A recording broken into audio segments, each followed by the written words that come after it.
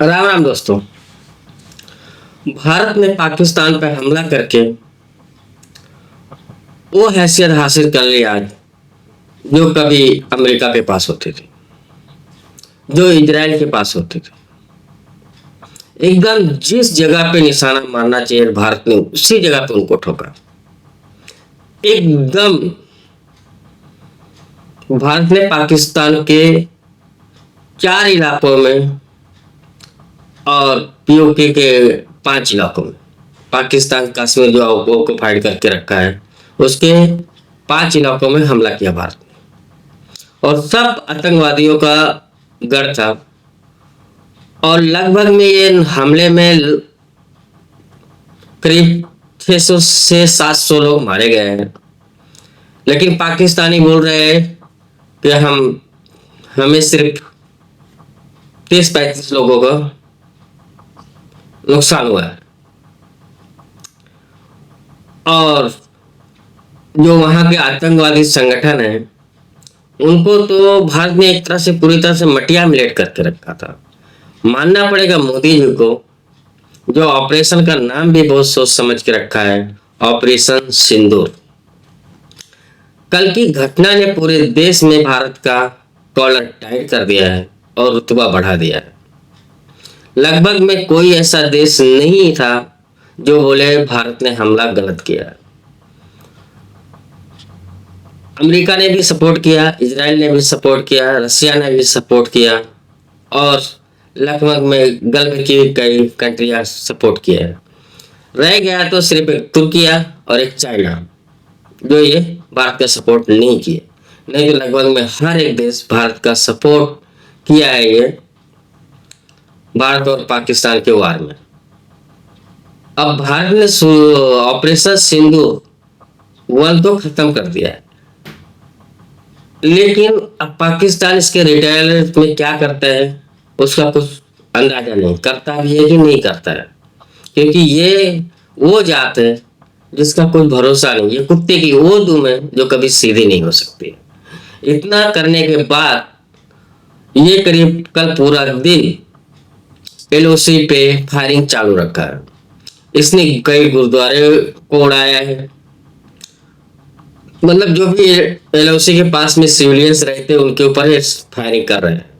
लगभग में 10-15 लोग बोलते हैं कि वो मारे गए सेलिंग में। अब भारत की तरफ से भी ये सेलिंग का बहुत अच्छे से जवाब दिया जा रहा है। अब वहां की खबर तो आ नहीं रही, लेकिन ऐसा बोलते सूत्रों के अनुसार करीब 250 से 300 पाकिस्तानी सैनिक और सिविलियंस लगभग में मारे गए हैं ये सेलिंग में। और उधर 600-700 अलग टप्पा दिए गए हैं जो आतंकवादी, पूर्ण रूप से आतंकवादी थे। उसमें कोई सिविलियंस नहीं मरा। आतंकवादी के परिवार के, आतंकवादी के रिश्तेदार, बहावलपुर रहने दो या आसपास रहे। लेकिन ये एक बात है कि भारत ने इस बार जो हमला किया है पाकिस्तान के दिल में किया, पंजाब में किया। पंजाब पूरे पाकिस्तान में कहीं भी हमला होता चल जाता था, लेकिन पंजाब में हमला हुआ है मतलब पाकिस्तान की आर्मी के डायरेक्ट अटैक हुआ उनके ऊपर। और सुनने को खबर तो ये भी आई कि पाकिस्तान कोई वापस जवाबी कार्रवाई नहीं करेगा, लेकिन भरोसा नहीं है।